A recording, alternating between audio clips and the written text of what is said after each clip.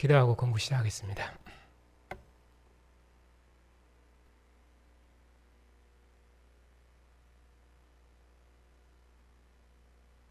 우리 주 예수를 죽은 자 가운데서 살리셔서 하늘 보좌의 영광을 주시고 천하 만국을 통치하는 만왕의 왕으로 존귀케 하셔서 우리를 그 나라와 영광으로 복주셨으니 감사를 드립니다. 만주의 주가 되신 주님의 통치권을 이 땅에 시행하는 존귀한 교회로서 주님 오시도록까지 주의 나라를, 주의 통치를 이 땅에 세우고 주의 나라를 만국중에 이루는 존귀한 백성으로서 주님 오시도록까지 이리 우리의 모든 생명을 다해 주의 영광을 봉사하는 복된 교회가 다 되게 해주시옵소서. 오늘도 주님의 교회가 진리의 말씀을 듣기 위해서 이처럼 함께 모였습니다.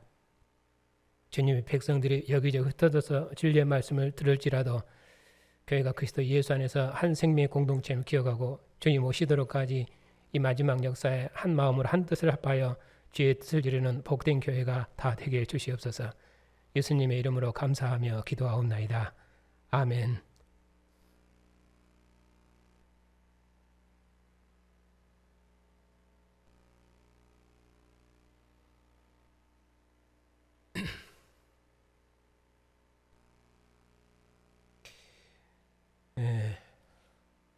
지난주에 이어서 코로나 상황 관련해서 여러 질문들에 대해서 답변하는 시간을 갖고 있습니다.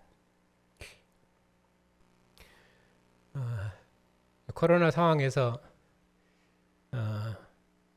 왜 꼭 교회에 나와서 예배하는 것만 예배라고 하는지에 대해서 질문이 있어서 지난 시간에 말씀을 드렸습니다. 그 근거로서 두세 사람이 내 이름으로 모인 곳에 나도 그들 중에 있느니라, 이 말씀을 근거로 해서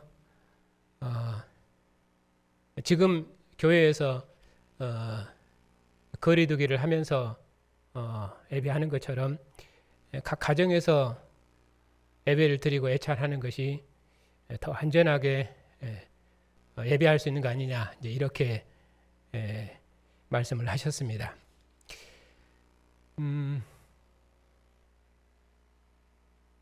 제가 예배한다라는 개념과 성도님들이 예배한다라는 개념이 조금 다른 것 같습니다.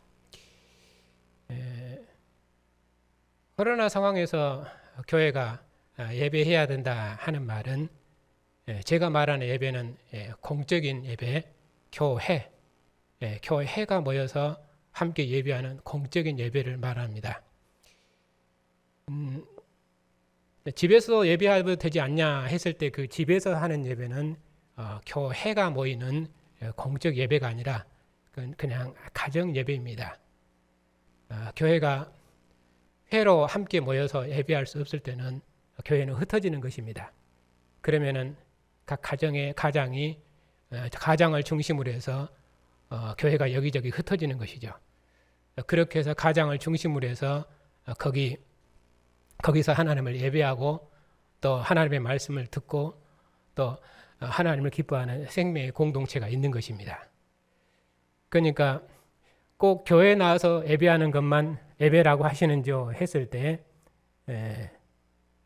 제가 가정에서 예배하는 것은 예배가 아니다, 그런 말이 아니라 가정에서 예배하는 것은 그건 가정 예배이고, 제가 말하는 예배라는 것은 교회가 공적으로 모여서 함께, 교회 공동체가 공적으로 함께 모여서 예배하는 공예배를 말하는 것입니다. 그렇기 때문에 교회는 감염병 상황에서도 반드시 예배를 해야 합니다. 왜냐하면 그것은 하나님께서 교회를 세우신 것은 교회가 함께 모여서 하나님을 예배하도록 부르셨기 때문에 교회는 반드시 하나님을 예배하는 것입니다. 특별히 감염병 상황에서는 교회가 흩어져서 가정 예배를 해도 되지 않습니까? 하는 말은 옳은 말입니다. 감염병 상황이 심각해져서 교회가 모일 수 없는 상황이 되면은 교회는 해산할 것입니다. 그러면 교회는 이렇게 공적으로 모여서 공동체가 함께 모여서 예배하는 것은 어렵게 됩니다. 그럼에도 불구하고 교회는 교회됨의 본질을 드러내기 때문에 교회의 직분자들을 중심으로 해서 교회는 모일 것입니다. 왜냐하면 교회는 그 특성을 유지해 줘야 되거든요. 그런 의미로 교회는 어느 경우에도 교회 공동체를 교회가 하나님을 예배하는 이 예배 공동체를 멈출 수는 없습니다. 그런 의미로 교회는 항상 모이는 것입니다. 특별히 감염병 상황에서 비대면 예배를 주장하는 사람들이 근거로 제시했던 본문이 지난 시간에 말씀드린 본문입니다. 두세 사람이 내 이름으로 모인 것은 나도 그들 중에 있느니라. 그 말씀을 하셨는데 이 말은 몇 명이 모이면 교회인가 그런 교회 조직법을 설명하는 것이 아니라 범죄자에 대한 재판 규례입니다.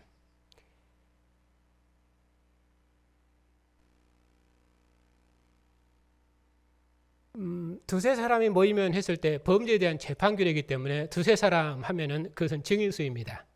그러니까 그들이 가서 권하고 또 그들이 가서 그 회개를 촉구해도 만일에 듣지 않으면은 그러면은 그 죄를 확증하라는 그런 의미지 두세 사람이 모인 곳에 나도 있느니라 하는 말을 그것을 교회 조직법처럼 거기도 교회다 그런 식으로 해석하는 것은 문맥이 아니라고 말씀을 드렸습니다. 이제 그리고 또 비대면 예배를 주장하는 사람들이 근거로 제시했던 본문이 이제 요한복음 4장입니다.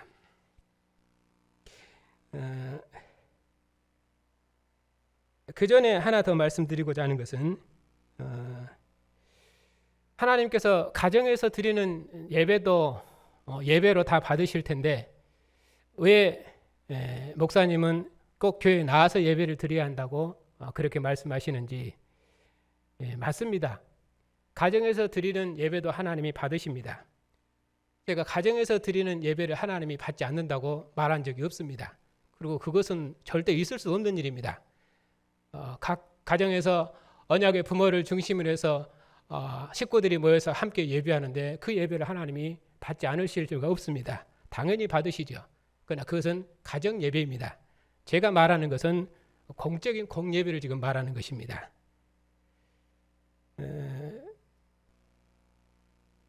그리고 또 하나는 꼭 교회에 나와서 예찬하는 것만 예배하고 예찬하는 것만 강조하고 가정에서 예배 드리는 것은 정지하는 것 같다. 그런 질문도 있었는데 제가 가정에서 예배 드리는 것을 정지한 것이 아니라고 여러 번 말씀드렸습니다. 교회가 흩어지면은 또 그런 상황이 되면은 또 모일 수 없는 상황이 되면은 교회는 각 언약의 가장을 중심해서 각 가정에서 예배합니다. 근데 지금 제가 교회에 나와서 예배해야 된다 하는 말은 이 코로나 상황에서 온 교회들이 다 비대면 예배를 전향을 하고 있기 때문에 그런 상황에서 교회가 어떻게 예배해야 되는가 제가 그것을 지금 강조하고 설명하는 것이지 가정 예배를 제가 반대하거나 또 그것을 정지하거나 그런 적은 없습니다. 또 하나 질문은 코로나 확산이 심각할 때는 정부 지침에 반대하는 것보다는 교회가 가정 예배를 드리도록 하는 것이 세상 사람들에게도 덕이 되고 하나님께 영광이 된다고 생각합니다. 당연히 코로나가 심각해지면은 확산돼서 그 상황이 심각해지면은 그러면은 교회는 당연히 가정 예배로 전환을 할 것입니다. 왜냐하면 교인들의 안전을 교회가 책임져야 되거든요. 그렇기 때문에 이것은 세상 사람들을 위해서 세상 사람들에게서 덕을 세운다기보다는 교회 공동체의 안전이 우선입니다. 덕을 세워야 될 때가 있고 진리를 지켜야 될 때가 있고 공동체를 지켜야 될 때가 있습니다. 이것은 덕의 문제라기보다는 교회 공동체 안전 때문에 코로나 상황이 심각해지면은 교회는 그렇게 할 것입니다.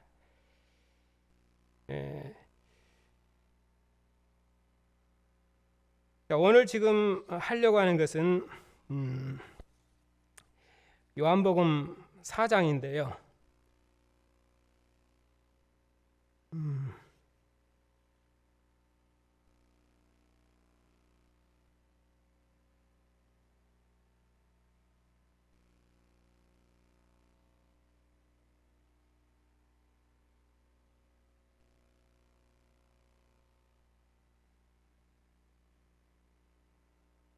지난번에도 설명드렸습니다마는 제가 지금 예배와 애찬을 강조하고 있는데 이것은 대부분의 교회가 지금 비대면 예배, 인터넷 예배가 정상적인 예배인 것처럼 그렇게 하고 있는 그 상황에서 그런 상황에서 지금 예배를 이해하고 또 예배를 판단하고 있기 때문에 이제 그것을 교정하기 위해서 지금 말씀을 드린 것입니다.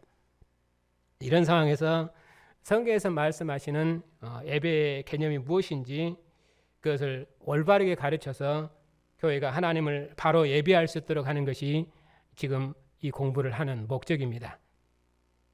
다시 말씀드리지만은 성찬 없는 예배, 애찬 없는 예배는 예배가 아닙니다. 그건 성경의 근본 개념입니다. 그러면은 왜 그러는지 본문들을 일단은 먼저는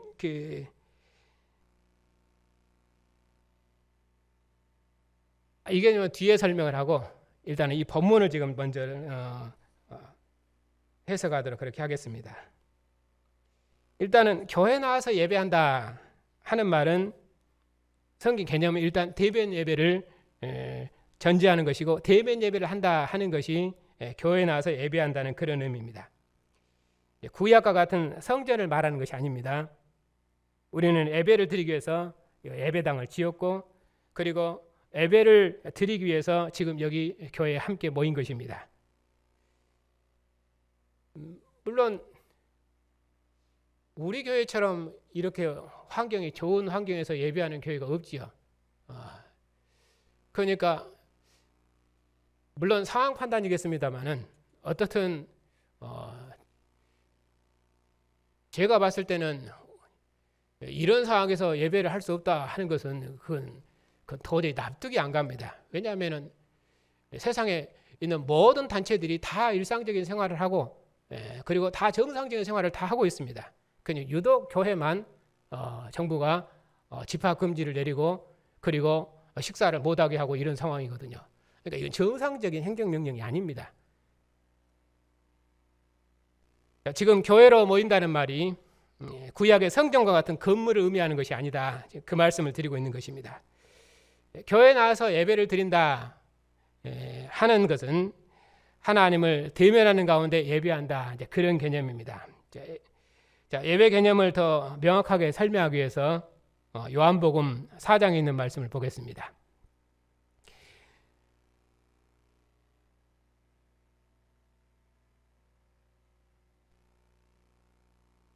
요한복음 4장 21절에 보면은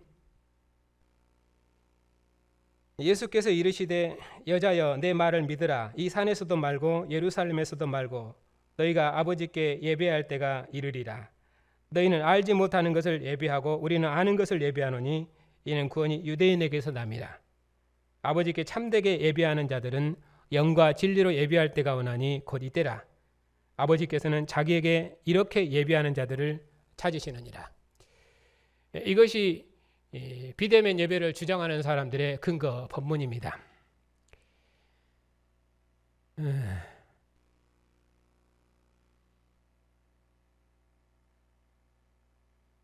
자, 문맥을 보면은 이 산에서도 말고 예루살렘에서도 말고 자, 아버지께 참되게 예배하는 자들은 영과 진리로 예배할 때가 오나니 곧 이때라. 자, 이 산에서도 말고 예루살렘에서도 말고 그러면은 여기 보면은 이스라엘 백성들은 북이스라엘과 남쪽 유다로 나눠져 있었죠. 북이스라엘 백성들은 사마리아에서 예배했고 그리심산 에발산 이렇게 나눠져 있었죠. 사마리아에서 예배했고 남쪽 이스라엘 백성들은 예루살렘 성전에서 예배했습니다. 근데 이렇게 주님께서 말씀하시기를 바로 이 산에서도 예배하고 예배하지 말고 예루살렘에서도 말고, 그래서 그들은 각자 이렇게 따로따로 예배를 했는데, 이제 아버지께 예배하는 자들은 영과 진리로 예배할 때가 오나니 곧 이때라. 그러니까 이전에는 그들이 각각 따로따로 예배하는 시대였습니다. 근데 이제는 어떤 때가 왔다 그 말입니까? 아버지께 참되게 예배하는 자들은 영과 진리로 예배할 때가 오나니, 그래서 영과 진리로 예배하는 새로운 때가 왔다. 새로운 때가 왔다. 이 시대를 말하고 있는 것이지 어디서 예배할 것인가, 그 예배 장소를 지금 말하고 있는 것이 아니다 그 말입니다. 사마리아는 이 산에서 예배하고, 예루살렘은 저 산에서 예배하고, 남쪽은 예루살렘에서 예배하고, 그들은 이렇게 각각 따로따로 예배하는 시대에 살았는데, 이제 영과 진리로 예배하는 새로운 때가 왔다. 곧 이때라. 그러면서 하나님의 영이시니 예배하는 자는 영과 진리로 예배할지니라, 이렇게 말씀하고 있습니다. 지금 많은 교회들이 예배당에 나오지 않고 인터넷으로 예배를 합니다. 그때 그런 교회들이 인용하면서 했던 본문이 바로 이 본문입니다. 아버지께서는 자기에게 참되게 예배하는 자들 찾으신다. 구약처럼 예루살렘에서 또는 정한 장소에서 예배하는 것이 아니다. 지금 그들이 주장하는 것입니다. 참된 예배는 장소가 중요한 것이 아니라 영과 진리로, 신령과 진정으로 그렇게 예배해야 된다. 진심을 다해서, 마음을 다해서, 성령을 따라서, 말씀을 따라서 예배하는 것이 참된 예배이다. 그런데 여기서는 우리가 어떤 자세로 예배할 것인가, 또는 어디서 예배할 것인가, 지금 그것을 말하는 것이 아니라고 했습니다. 여기서도 말고 저기서도 말고 아버지께 참되게 예배하는 자들은 영과 진리로 예배할 때가 오나니 곧 이때라. 새로운 예배의 때, 주님께서 오셔서 새로운 예배의 때를 가져오신 것입니다. 지금 그걸 말씀하고 있는 것이지 어디서 예배할 것인가, 어떤 마음으로 예배할 것인가, 지금 그 말을 하고 있는 것이 아니죠.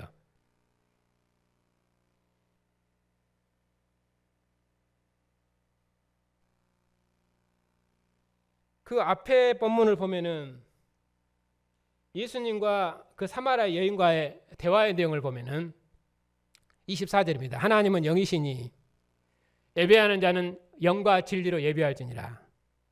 메시아 곧 그리스도라 하는 이가 오실 줄을 내가 아노니 그가 오시면 모든 것을 우리에게 알려주시리라. 예수께서 이르시되 내게 말하는 내가 그라 하시니라. 여기서 예수님께서 말씀하신 그 영과 진리로 드리는 예배, 그 예배는 마음으로 드린다. 진심으로 하나님을 예배한다.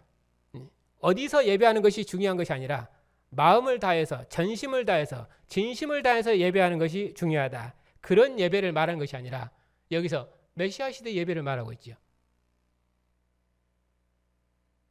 그리스도 안에서 그리스도를 통해 드리는 예배, 그런 새로운 예배의 때가 왔다.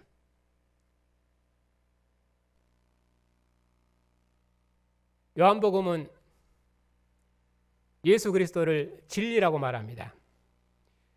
말씀이 육신이 되어 우리 가운데 거하심에 아버지의 독생자의 영광이여 은혜와 진리가 충만하더라. 예수님은 아버지의 독생자이시고 하나님의 아들이시고 아버지 품속에 있는 독생하신 하나님이십니다. 바로 그분이 아버지를 나타내셨습니다.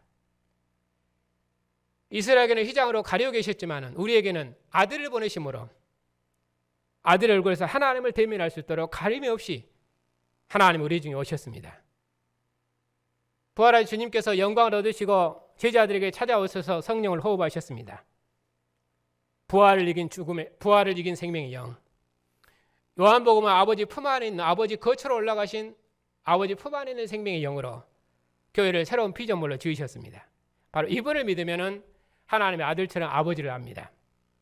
이스라엘처럼 휘장으로 가리우고 하나님을 아는 것이 아니라 태초부터 하나님과 대면에 계시던 분, 아버지 품속에 계신 아들처럼 하나님을 아버지로 누리며 삽니다. 그런 의미로 은혜와 진리가 충만합니다. 이것은 모세 율법과는 비교할 수 없는 새로운 축복입니다. 하나님은 그냥 아버지가 아니라 찬양과 경배를 받으시는 하나님이십니다. 메시아가 오면은 아버지께 참되게 예배할 때가 이른다. 약속하신 대로 하나님의 독생의 아들이 이 땅에 오셨습니다. 그리고 자신의 살과 피를 새 양식으로 주셨습니다.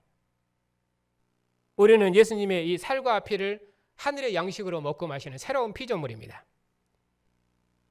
그렇듯이 아들이 가져오신 이 새 시대 예배, 그리스도 안에서 드리는 이 예배, 주님의 살과 피를 나누는 성찬이 중심이 된 이 예배, 그 예배를 영과 진리로 예배하는 거라. 그런 예배를 영과 진리로 예배하는 거다. 이렇게 말합니다. 이것이 요한복음에서 말하는 예배입니다. 교회의 생명이 무엇입니까? 하나님을 예배하는 것입니다. 어디서 예배합니까? 주님께서 그의 피와 살로 진설하신 생명의 상으로 자기 백성들을 부르셔서 내 피와 내 살을 먹고 마시자. 나와 함께 생명의 교제를 누리자. 주님께서 자기 백성을 이 생명의 상으로 부르셔서 이 생명의 상에서 함께 교제하는 이 생명의 교제가 바로 우리가 하나님을 예배하는 예배의 처소이죠. 우리는 거기서 하나님을 만나고 거기서 하나님과 함께하는 생명을 누리고 하나님을 기뻐합니다. 하나님께서 구약 때도 이스라엘 백성들을 그들의 대표자인 대제사장을 하나님의 성소로 부르시고 그 성소에서 함께 먹고 마시도록 복 주시고 그리고 그들과 함께 교제하셨던 것처럼 이제 죽은 자 가운데서 부활하신 주님께서 친히 그의 피와 살로 진설하신 생명의 상으로 자기 백성들을 불러서 그 생명의 상에서 함께 먹고 마시고 교제하는 이 예배로 교회를 부르신 것입니다. 교회는 거기서 하나님을 만나고 거기서 하나님의 이름을 부르고 하나님을 기뻐하고 즐거워하는 것입니다. 그것이 교회가 하나님을 예배한다는 개념입니다. 그러니 주님의 상에서 주의 이름을 부르며 하나님의 구원을 기뻐하는 이 교회를 떠나서 우리의 믿음의 정체성을 설명할 수가 없습니다. 왜냐하면 하나님은 교회로 자기 백성을 부르시거든요. 주님께서 죽은 자 가운데서 부활하셔서 사도들을 통해서 12사도들을 통해서 그의 나라를 설립하시고 그리고 사도들의 증거를 통해서 교회를 땅끝까지 세우셨습니다. 그리고 먼저 믿는 자들의 증거를 통해서 많은 백성들을 그의 교회로 불러들이십니다. 우리가 어디서 하나님의 영광을 보고 어디서 하나님을 기뻐하고 어디서 하나님을 즐거워합니까? 주님께서 자기 피로 사시고 정직히 하신 주님의 교회로 자기 백성들을 불러 모으셔서 거기서 하나님의 영광을 나타내시고 하나님이 자기 백성과 함께 먹고 마시기를 기뻐하십니다. 그러니 이 생명의 상을 떠나서는 우리가 하나님을 만날 수도 없고 하나님의 구원을 누릴 수도 없고 하나님과 함께하는 생명의 친교도 나눌 수도 없습니다. 그런 의미로 교회는 주님의 상에서 하나님을 예배한다. 그런 의미로 교회는 이 대면 예배를 떠나서는 하나님을 예배하는 예배에 참여할 수가 없고 그리고 하나님의 은혜를 참여할 수가 없습니다. 마음으로 예배한다. 성경 마음으로 예배한다. 영과 진리로 예배하는 것. 마음으로 예배한다. 그런 말이 아니라 영과 진리로 하는 말은 영, 진리, 진리이신 그리스도 같은 개념입니다. 동급입니다. 그 영은 진리의 영이죠. 진리이신 그리스도의 영입니다. 그리스도로 말미암아 예배하는 것입니다. 거듭 말씀드리지만은 하나님께서 이스라엘 즉 야곱의 12아들을 통해서 가나안 땅에 하나님의 나라를 세우셨습니다. 모세에게 속한 이스라엘 백성들이 다윗에게 속한 이스라엘 백성들이 어디서 하나님을 대면하며 어디서 하나님의 구원을 누립니까? 하나님께서 이스라엘의 대표자인 대제사장을 하나님의 지성소로 불러서 거기서 그 지성소의 대제사장이 하나님의 상에서 함께 먹고 마시고 대제사장은 거기서 하나님과 생명의 친교를 누립니다. 이스라엘은 이처럼 그들의 대표자가 하나님의 성소에 나아가서 하나님과 교제하는 것, 이것이 이스라엘의 생명이며 이스라엘의 기쁨이고 이스라엘의 영광입니다. 이스라엘은 거기서 하나님을 누리고 하나님을 대면합니다. 그처럼 이제 주님께서 12 사도들을 통해 세우신 이 교회로 자기 백성들을 불러 모으시고 이 교회로 만민을 불러 모으셔서 내 상에서 함께 먹고 마시자. 나와 함께 기뻐하고 즐거워하자. 그렇게 해서 교회를 새로운 피조물로 짓고 그래서 예수의 하나님 아버지를 섬기는 하나님의 자녀로 지어서 주님 오시도록까지 주님과 함께 그 영광을 봉사하도록 복 주셨습니다. 그것이 교회가 누리는 생명입니다.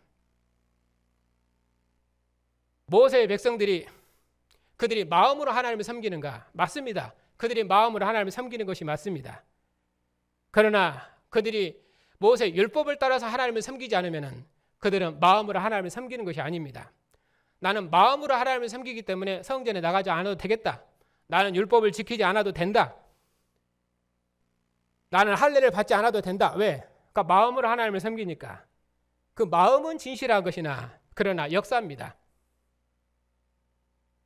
하나님 율법으로 이스라엘을 통치하기 때문에 그 율법의 말씀을 따라서 그들이 하나님을 섬기지 않으면 하나님을 기뻐하고 하나님을 경배하지 않으면 그들은 하나님과 함께하는 생명의 교제를 누릴 수가 없습니다. 마땅히 이스라엘 백성들은 그들은 할례를 받아야 되고 그리고 모세 율법의 규례 아래 매여야 됩니다. 그래야 모세 율법의 통치를 받는 백성, 모세 율법의 나라에 속한 백성, 그리고 모세 율법이 주는 축복, 그것을 누릴 수 있는 것입니다. 그들이 율법을 떠나서 마음으로 하나님을 섬기는 방법은 없습니다. 여전히 그리스도의 교회도 그렇습니다. 죽은 자 가운데서 부활하신 주님께서 그의 백성들을 부활하신 주님께서 자기 피와 살로 세우신 주님의 교회, 이 교회로 만민을 불러 모으시는 것입니다.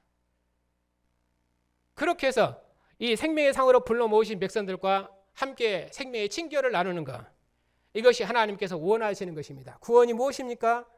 그러니 이 생명의 교제로 들어가는 것입니다. 내가 하나님을 믿는다는 것은 그런 것입니다. 내 마음으로 하나님을 믿는다 그 말이 아니라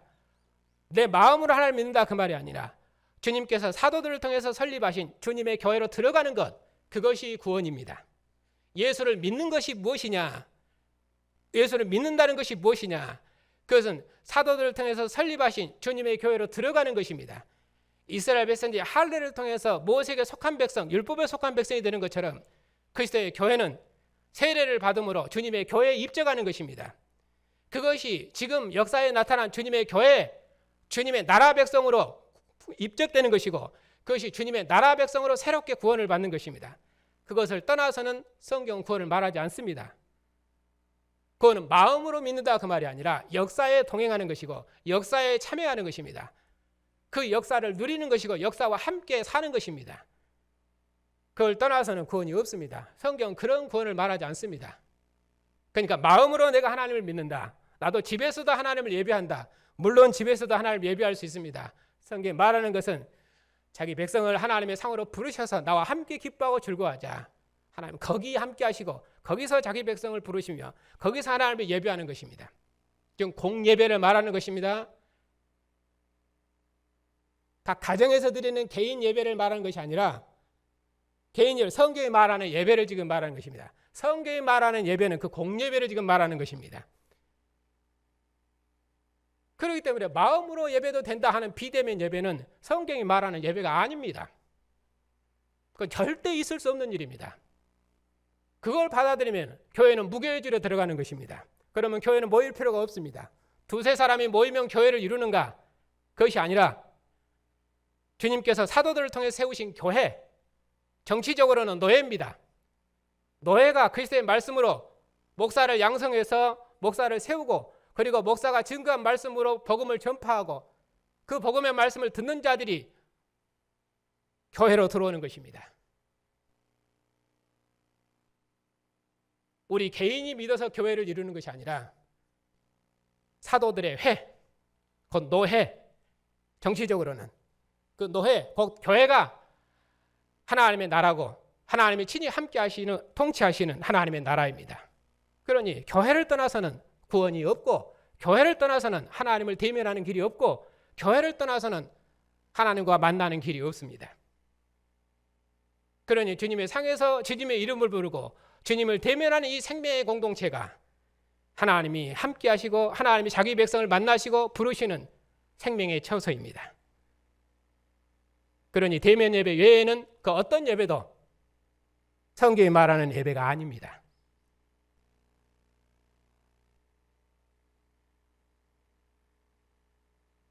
역사입니다. 실제 역사에 동행하는 것이고 역사에 참여하는 것입니다. 내가 마음으로 믿는 것이 아니라 그 마음으로 믿는 그 믿음이 실제 역사에서 나타나야 되는 것입니다.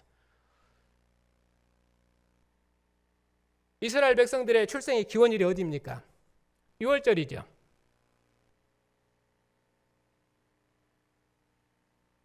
하나님께서 6월절을 통해서 이스라엘을 출생시켰습니다. 그 이스라엘 출생의 기원일입니다. 그들은 모세에게 속해서 여호와를 섬기는 여호와의 나라 백성으로 구원된 것입니다.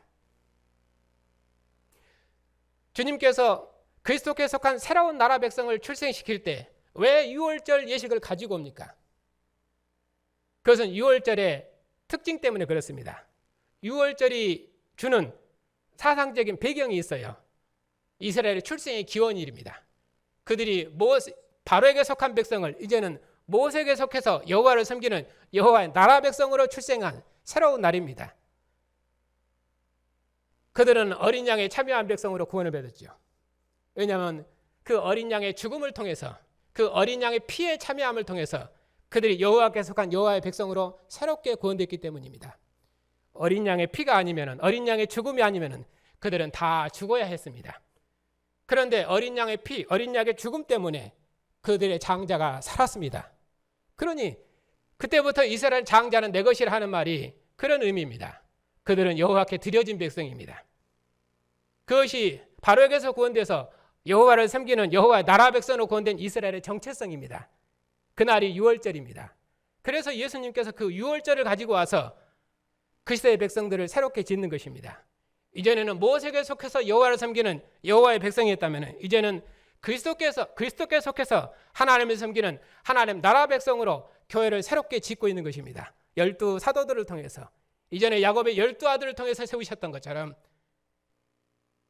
그리고 그 6월절에 그들이 먹는 일량의 양식, 일상의 양식, 떡과 포도주를 먹고 마실 때, 일상의 양식을 먹고 마실 때 거기다가 자기 백성의 생명의 기원을 심은 것입니다. 그들은 먹고 마시는 모든 삶을 그리스도의 피와 살의 계절을 사는 것입니다. 그리스도의 백성으로 사는 것입니다. 마치 이스라엘 백성들이 어린 양을 통해서 여호와께 드려진 백성으로 구원된 것처럼 이제 그리스도의 교회도 주님의 피와 살, 주님의 죽음으로 주님께 드려진 백성으로 구원된 것입니다. 그 그림원을 그대로 가지고 오는 것입니다. 내 피와 내 살을 먹어라. 제자들이 무슨 주님의 피를 먹습니까? 제자들이 무슨 주님의 살을 먹습니까? 우리가 주님의 피와 살을 먹을 수 있습니까? 아니죠. 그림 언어입니다. 피와 살은 생명입니다. 이스라엘의 어린 양의 피에 속한 한 생명의 공동체로 여호와께 드려진 백성으로 구원된 것처럼 교회는 주님의 피와 살로 구원된 새로운 인류요, 새로운 피조물입니다. 그것을 일용할 양식에 심은 것입니다. 그래서 교회가 6월절에 주님께서 그들의 6월절에 출생의 기원일에 떡을 주시면서 우리로 하면은 밥을 주는 것이죠. 밥을 먹으면서 이것이 너희를 위하여 흘리는 내 살이다. 찢기는 내 살이다. 국을 주시면서 잔을 주시면서 이것이 너희를 위하여 흘리는 내 피다. 그들의 일용할 양식, 일상의 양식에다가 주님의 생명을 불어넣은 것입니다. 그러니 먹고 마시는 모든 삶이 이제는 그리스도께 속한, 그리스도께 드려진 백성으로 그들이 구원된 것입니다. 피를 흘렸다 하는 말은 속죄 개념, 대신 나를 그 피가 내 죄를 대신 갚았다 하는 대속 개념을 말하는 것이 아니라 피가 드려졌다 하는 것은 생명이 드려진 것입니다. 그건 연합입니다. 짐승의 제물에 피가 드려지면은 짐승의 피를 뿌리면은 그러면은 짐승의 피와 내 피가 연합된 것입니다. 그것을 어디다 뿌립니까? 하나님의 제단에 뿌립니다. 그러면 내 생명이 하나님의 제단과 연합된 것입니다. 생명의 연합을 말하는 것입니다. 그건 교회사가 말하는 대속 개념이 아닙니다. 생명의 연합이에요. 우리는 주님의 생명으로 살고 주님과 함께 먹고 마심으로 주님의 피와 살의 교제를 사는 것입니다. 그렇게 해서 일용할 양식을 먹을 때 그들은 주님의 백성으로 산다는 거기서 확증했던 것입니다.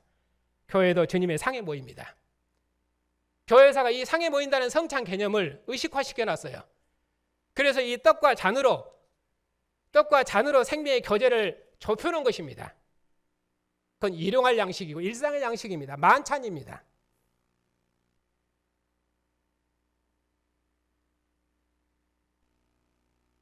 명절이 되면 그러지요. 요즘같이 코로나 시대는 명절이 더도 아들들이 집에 잘 안 올라갑니다. 아버지가 전화하겠지요. 야, 명절인데 그래도 좀 아버지 얼굴 좀 봐야 되지 않냐? 너 얼굴 좀 보고 싶다. 그럴 수 있겠지요. 그래도 상황이 그런지 어쩌겠습니까? 그러면 아버지가 또 그럴 수도 있어요. 그러면 그럴 수 있다 치더라도 그래도 장남 얼굴은 봐야 되지 않겠어요? 제가 어제도 말씀드린 것처럼 그런 의미로 장남은 그런 책임을 가지고 있습니다. 다른 아들들은 다 못 와도 그래도 코로나 상황 때문에 다른 아들들은 다 못 와도 그래도 장남은 책임이 있거든요. 그래서 부담이 돼도 와야 됩니다. 그게 장남의 책임이고 장남의 위치입니다.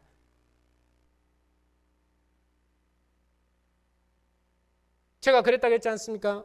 어렸을 때부터 우리 아들을 기를 때 내 이름이 아버지 이름이 있고 내 이름이 하나님의 이름이 있다. 목사 아들이다. 그러니까 항상 조심하고 조심해라. 엄청 부담이죠. 엄청 부담이죠. 그래도 끊임없이 그걸 가르쳤습니다. 왜? 그것이 자식이 사는 길이고 아버지로서 자식을 가르치는 일이고 아버지가 해야 될 일입니다. 부담스럽지만은 부담이 되지만 그래도 끊임없이 가르친 것은 그것이 자식을 살리는 길이기 때문에 그런 것입니다. 목회자는 교회를 가르치는 아버지와 같습니다. 그런 위치에 있고 또 그런 마음으로 목양을 합니다. 그러니까 교인들이 부담스러운 걸 압니다. 저도 알죠. 제가 모르겠습니까? 그래도 끊임없이 강조하는 것은 무엇 때문입니까? 여러 상황들이 있었기 때문에 물론 직분자들도 이런 상황이 되면 못 나올 수도 있습니다. 그래도 최소한 직분자만 나와라 그렇게 말하는 것은 그것은 책임을 강조하는 말이지 반드시 나와라 그 말은 아니죠. 그래도 그 말을 계속 하는 이유는 무엇 때문입니까? 교인의 대표로서 직분자로서 직분자의 그 책임 그것을 부담을 느껴야 맞습니다. 그래야 직분자죠. 당연히 부담을 느껴야 됩니다. 부담도 없이 어떻게 교회를 봉사할 수 있습니까? 대표인데. 대표가 된다는 것은 교회 직원이 된다는 것은 그런 것입니다.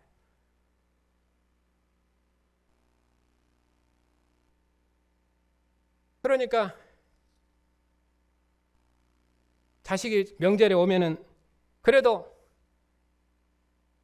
요즘은 또 그렇게나 옛날에는 아예 집에 몇 명 이상 모이지 말아라. 아예 가족들도 못 모이게 했잖아요. 그래서 아예 옆집에서 신고하도록 하고 그것이 무슨 행정명령입니까? 그것이 무슨 방역입니까?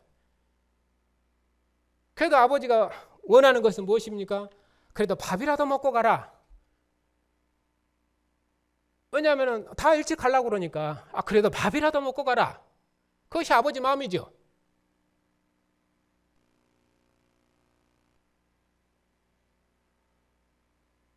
그러니 애찬의 교제를 제가 강조하는 것은 그런 것입니다.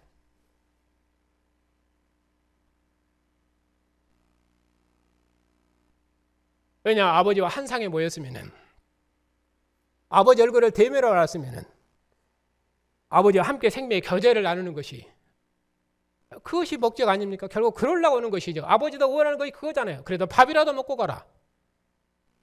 그의 생명의 친교이니까 자 그걸 원하는 것입니다.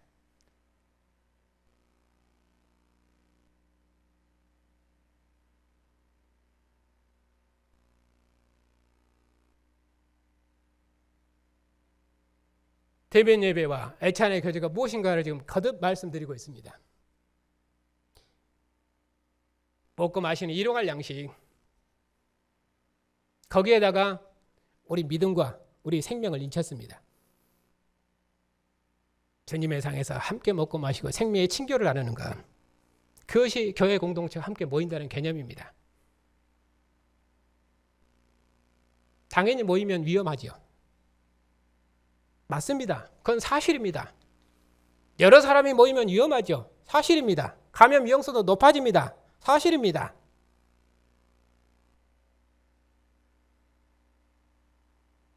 누가 그 말을 합니까? 방역 당국은 끊임없이 그 말을 해야 맞습니다. 그런데 여기는 교회입니다. 가정에서 아버지가 그런 말 하지 않습니다. 야, 우리 아들들 다 모이면은 서로 감염되고 위험하니까 너 이번에 오지 말아라. 물론 그렇게 할 수도 있습니다. 저는 그런 아버지가 잘못됐다 그런 말은 아닙니다. 그러나 가정은 한 생명의 공동체입니다. 1년에 한두 번 보는 아들 얼굴, 그래도 한 번 봤으면은, 그래도 왔으면은 밥이나 먹고 갔으면은, 거의 가족이 한 생명으로 산다는 개념입니다. 교회가 주님의 상에서 한 생명으로 산다는, 한 생명의 공동체라는 의미가 무엇입니까? 주님을 예배하고 주님의 백성들이 함께 모여 생명의 친교를 나누는 것입니다. 그런데 의식으로 행하는 이 떡과 잔 성찬식하고 우리가 한 생명의 친교다, 한 상에 앉았다, 한 생명의 공동체라는 것이 드러납니까? 기념적으로는 드러날 수 있겠지요. 그러나 진지하게 되는 모든 교제는 먹고 마시는 것입니다.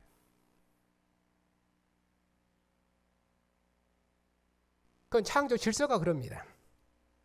모든 생명의 공동체는 함께 먹고 마시는 것입니다. 그것이 생명의 교제의 본질입니다. 그것 없이 우리가 어떻게 한 상에 앉았으며 한 생명의 공동체라는 것을 드러낼 수 있습니까?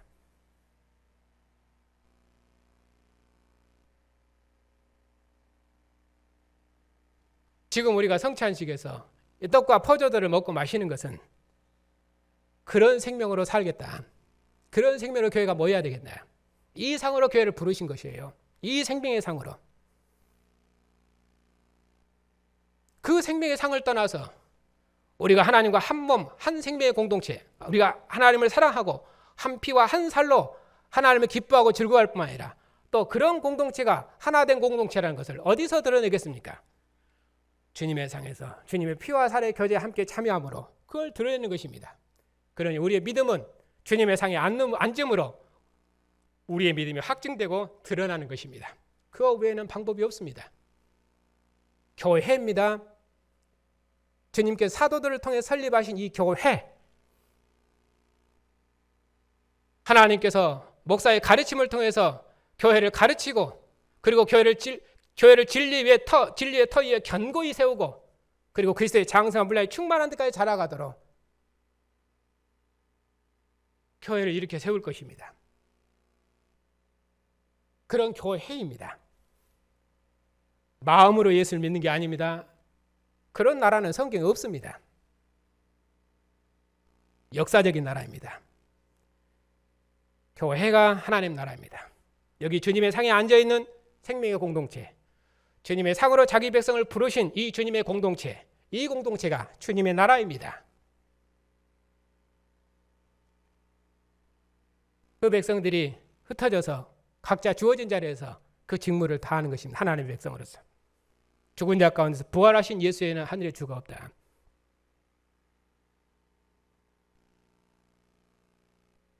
그것이 우리가 사는 의미입니다.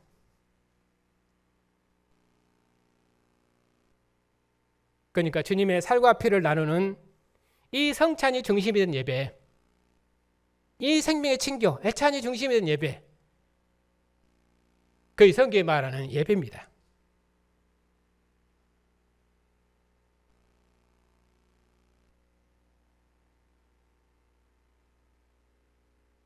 역사에서 비대면의 교제는 이스라엘 하나님 앞에 범죄해서 바벨론 포로됐을 때입니다. 그들은 성전에서 하나님의 이름을 부를 수 없고 하나님의 영광을 대면할 수가 없습니다. 저 멀리 이방 땅에서 여호와의 성전을 향해서 기도할 뿐 하나님의 영광은 없고 선지자도 끊어지고 제사장도 없고 암울의 시대죠.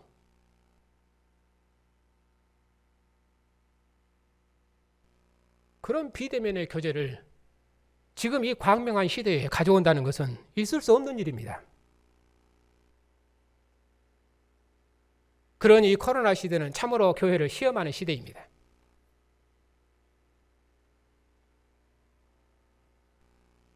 그런 의미에서 아마 코로나가 끝나도록까지 저는 이것을 계속해서 반복할 것입니다. 왜냐하면 이 시험으로부터, 이 환난으로부터 교회를 진리의 터 위에 견고히 세워야 되기 때문입니다.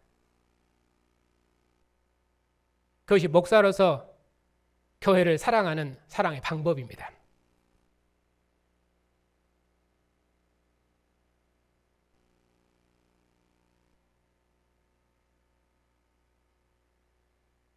자, 영과 진리로 예배할지니라.